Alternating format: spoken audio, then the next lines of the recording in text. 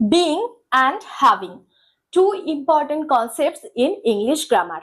আমরা being এর ব্যবহার আলাদাভাবে জানি, আবার having এর ব্যবহার আলাদাভাবে জানি, কিন্তু বুঝতে পারি না যে বাক্যে কখন having হবে, কখন being হবে। আজকে ক্লাসে আমরা এই দুটোর মধ্যে ডিফারেন্সটা বুঝে নেব। যেমন মনে করো, দয়া থাকাটা বিরল ব্যাপার বা দুর্লভ ব্যাপার, তখন কি হবে? Having kindness is rare, having না being kindness is rare, being, having না being, এই কনসেপ্টটি ভালো করে ক্লিয়ার করব। তাহলে আজকে ক্লাসের টপিক হলো being versus having, আর এগুলো দিয়ে আমরা প্রচুর বাক্য প্র্যাকটিস করব। Welcome you back to the channel. I am Anushila, you are watching Delightful Learning with Anu. Without any further delay, let's jump into the topic. প্রথমে দেখে নেব বিং কে আমরা কোন কোন ক্ষেত্রে ব্যবহার করে থাকি। বিং হচ্ছে বি, তার সাথে ING, being. To be verb থেকে আমরা বিং কে পেয়েছি। বিং এর প্রথম মানেটা হচ্ছে হওয়া। কি হওয়া? না কোনো স্টেট, কারোর অবস্থা, কারোর নেচার, কন্ডিশন, কারোর পরিস্থিতি, আইডেন্টিটি, তার পরিচয় কিংবা তার বিহেভিয়ার, এগুলো বোঝাতে আমরা বিং এর ব্যবহার করে থাকি। মানে কারুর যখন আমরা স্টেট বা কন্ডিশন বোঝাতে চাইছি, কারুর ব্যবহার বোঝাতে চাইছি, আইডেন্টিটি বোঝাতে চাইছি, এগুলোর ক্ষেত্রেই আমরা বিং এর ব্যবহার করে থাকি। আর বিং মানে হচ্ছে হওয়া। দেখো, এই এক্সাম্পল গুলো আমি আগে থেকে লিখে নিয়েছি যাতে আমাদের সময় নষ্ট না হয় আর ভিডিওটা খুব বেশি লেন্দি না হয়। তাহলে চলো এক একটা করে পয়েন্ট বুঝে নিই। প্রথমে হচ্ছে আই লাইক বিং হ্যাপি, আমি হ্যাপি থাকা বা খুশি থাকা পছন্দ করি। আমি হ্যাপি থাকা পছন্দ করি, তাহলে এটা কি? আমার একটা স্টেট, মেন্টাল স্টেট, যে আমি হ্যাপি থাকা পছন্দ করি। যখনই স্টেট বোঝাবো তখনই বিং এর ব্যবহার করব। তাহলে এটা হচ্ছে state. Next, you are being silly, you are being silly, তুমি বোকা হচ্ছ বা বোকার মতো আচরণ করছো। যখন কেউ ইনস্ট্যান্টলি বা তৎক্ষণাৎ কিছু আচরণ করছে বা অ্যাকশন করছে, তখন আমরা বিং এর ব্যবহার করছি। অ্যাকশন রাইট নাও, কি না তুমি বোকার মতো আচরণ করছো, ইউ আর বিং সিলি, মানে সেই সময়টা বা তখন সে বোকার মতো আচরণ করছিল, তাই এখানে বিং এর ব্যবহার করছি। এটা হচ্ছে action right now.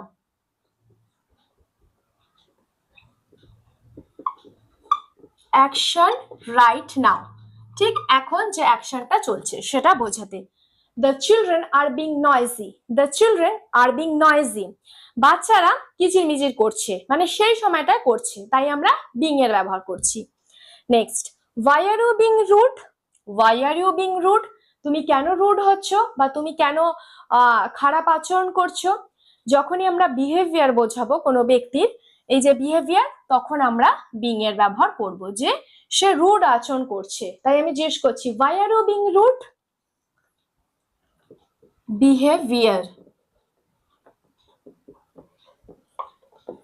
behavior. Next, being a teacher is difficult, being a teacher is difficult, একজন শিক্ষক হওয়া কঠিন ব্যাপার বা ডিফিকাল্ট ব্যাপার, একজন শিক্ষক হওয়া। এখানে আমি আইডেন্টিটি বোঝাতে চাইছি, এই যে আইডেন্টিটি বা পরিচয়, একজন শিক্ষক হওয়া, বিং আ টিচার। তাছাড়াও হওয়া বোঝাতে আমরা বিং এর ব্যবহার করি, তাই যখনই আইডেন্টিটি বোঝাবো আইডেন্টিটি, তখন বিং এর ব্যবহার করব। দেখো এখানে শুরুতে বিং হলো, কি হওয়া না বিং আ টিচার, বিং দিয়েটা সেন্টেন্সটা শুরু করেছি। আচ্ছা, আরেক ধরনের সেন্টেন্স দেখো, বিং সিক হার্টস, বিং দিয়ে শুরু হয়েছে বাক্যটা এবং এটা নাউন হিসেবে ব্যবহার হয়েছে। বিং সিক হার্টস মানে অসুস্থ থাকাটা কষ্টদায়ক বা অসুস্থতা কষ্টদায়ক। যখন আমরা অসুস্থ হই তখন কষ্ট পাই, সেটাই বোঝানো হচ্ছে বিং সিক, অসুস্থ হওয়া, হার্টস কষ্টদায়ক। তাহলে starting a sentence as a noun, এখানে বিংটা কি হচ্ছে, সেন্টেন্সের শুরুতে বসেছে এবং নাউন হিসেবে কাজ করছে। এইভাবেও বিং এর ব্যবহার হয়। Starting a sentence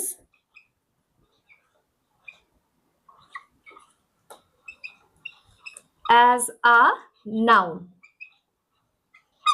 starting a sentence as a noun. Being calm works, শান্ত থাকাটা কাজ করে, মানে শান্ত থাকাটা ভালো ব্যাপার, অনেক ক্ষেত্রে কাজ করে। Being calm works.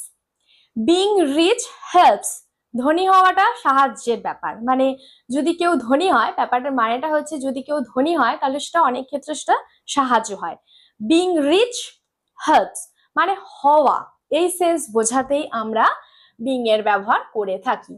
যখন কোনো মানুষের কিংবা কোনো জিনিসের স্টেট বা কন্ডিশন বোঝানো হচ্ছে তখন বিং এর ব্যবহার হচ্ছে। যদি বুঝতে না পারো তখন প্রথমেই সেন্টেন্সটা দেখবে, বা যে সেন্টেন্সটা বিং এর ব্যবহার করতে চাও সেখানে দেখবে যে আমরা বলতে চাইছি যে হোয়াট আর ইউ, মানে তুমি কি, বা হাউ আর ইউ, তুমি কেমন, এরকম বোঝানো হচ্ছে, তখনই বিং এর ব্যবহার। I like being happy, state বোঝানো হচ্ছে।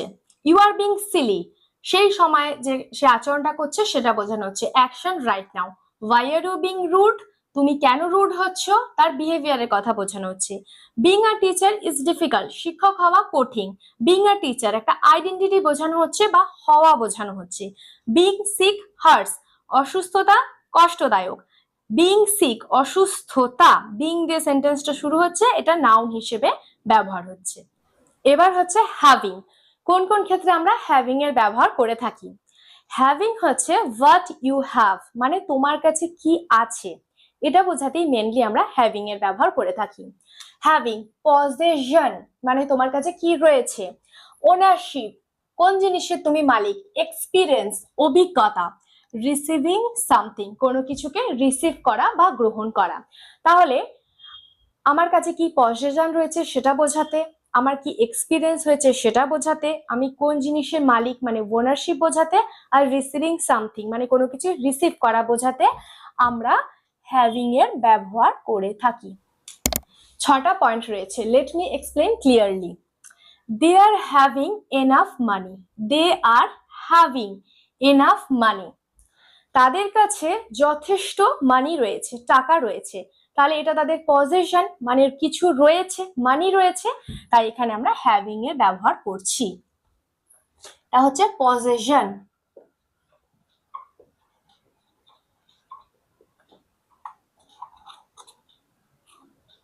এন্ডটা সাইডে চলে গেছে, পজেশন।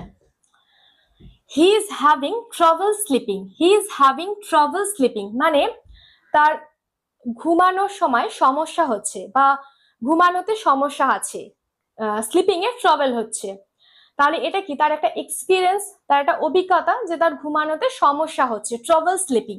তখন আমরা হ্যাভিং এর ব্যবহার করছি যখন আমরা কোনো এক্সপিরিয়েন্স বোঝাচ্ছি, এটা হচ্ছে experience.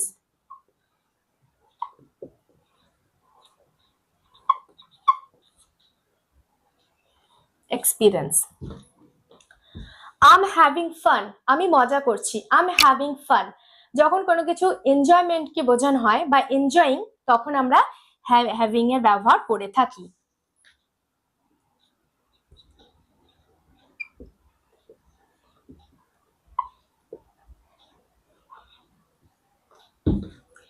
They are having a great time, they are having a great time, তারা একটা খুব ভালো সময় কাটাচ্ছে। যখনই কিছু এনজয় করা হচ্ছে তখন আমরা হ্যাভিং এর ব্যবহার করছি। Next, he is having coffee, সে কফি খাচ্ছে। হি ইজ হ্যাভিং কফি, ওই যে কোনো কিছু রিসিভ করা বা নেওয়া বোঝাতেও আমরা হ্যাভিং এর ব্যবহার করে থাকি। আম হ্যাভিং ব্রেকফাস্ট, আমি ব্রেকফাস্ট করছি, তাহলে এটা হচ্ছে রিসিভ করা।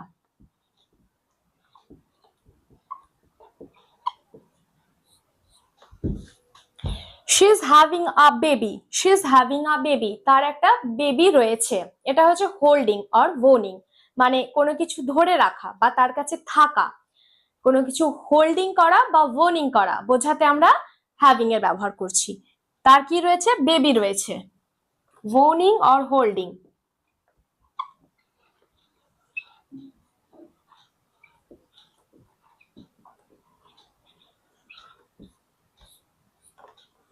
এটাও বলা যায় হি is having trouble, he is having trouble, এটা হচ্ছে কন্টিনিউয়াস কোনো অ্যাকশন যেটা চলছে, মানে তার সমস্যা চলছে, এটা তার চলছে সমস্যাটা, মানে একটা হোল্ডিং এই সেন্সে। He is having trouble. Next, having a dog helps, এটা খুব সুন্দর, মানে হ্যাভিং আ ডগ হেল্পস মানে যখন কোনো বাক্য হ্যাভিং দিয়ে শুরু হচ্ছে সেটা মানে হচ্ছে ডিউ টু বা বিকজ অফ। বিকজ অফ মানে কারণ, একটা ডগ থাকা খুব সাহায্যের, বা যদি ডগ থাকে সেটা খুব হেল্পফুল হয়, সেটাই বলছে হ্যাভিং আ ডগ, ডগ থাকাটা সাহায্যের, ওই যে কোনো কিছু থাকাটা সেটা বোঝাতেই আমরা হ্যাভিং এর ব্যবহার করছি। এটা সেন্টেন্সের শুরুতে হচ্ছে, এর মানে দাঁড়াচ্ছে ডিউ টু বা বিকজ অফ, ডিউ টু বা বিকজ অফ, বিকজ অফ।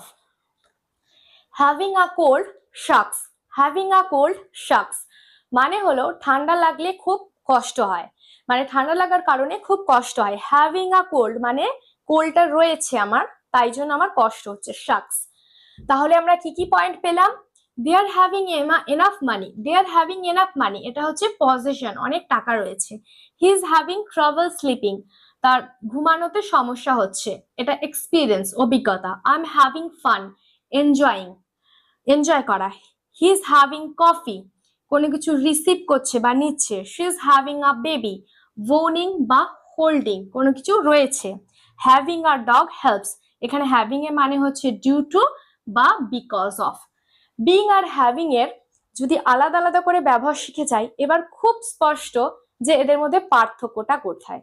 একদম সহজ, বিং মানে হচ্ছে কারোর কন্ডিশন বা স্টেট মানে হওয়া, আর হ্যাভিং মানে হচ্ছে কারোর কাছে কি রয়েছে মানে হোয়াট ইউ হ্যাভ, এটা বোঝাতে।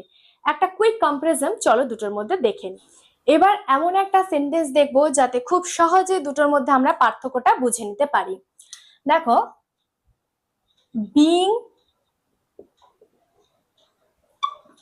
kind is important, এটা একটা বাক্য, being kind is important। এবার হ্যাভিং দিয়ে, হ্যাভিং, হ্যাভিং কিন্তু কাইন্ড বলতে পারবো না, হ্যাভিং তখন কাইন্ডনেস মানে দয়ালু মনোভাব। Having kindness is rare. Being kind মানে দয়ালু হওয়াটা ইম্পর্টেন্ট, গুরুত্বপূর্ণ। হওয়া, দয়ালু হওয়া, তাই বিং দিয়ে শুরু হচ্ছে। Being kind is important. এবার হ্যাভিং কাইন্ডনেস, কাইন্ডনেস থাকা, এটা হচ্ছে হওয়া, এটা হচ্ছে থাকা।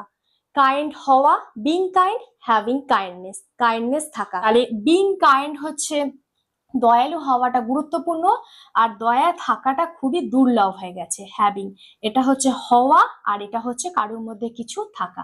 এটাই হচ্ছে দুটোর মধ্যে comparison. So that's all for the day.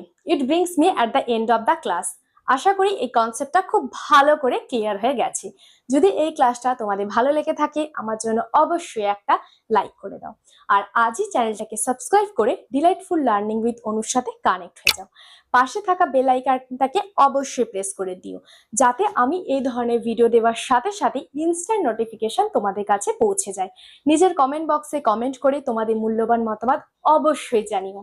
ভিডিওটাকে বেশি বেশি করে শেয়ার করে দিও, যাতে তোমাদের ফ্রেন্ডসরা বা ফ্যামিলি মেম্বার্সরাও ভিডিও থেকে কিছু অন্তত হেল্প পেতে পারে। তোমরা সবাই খুব সুস্থ থেকো, ভালো থেকো। Till then, keep learning, keep growing.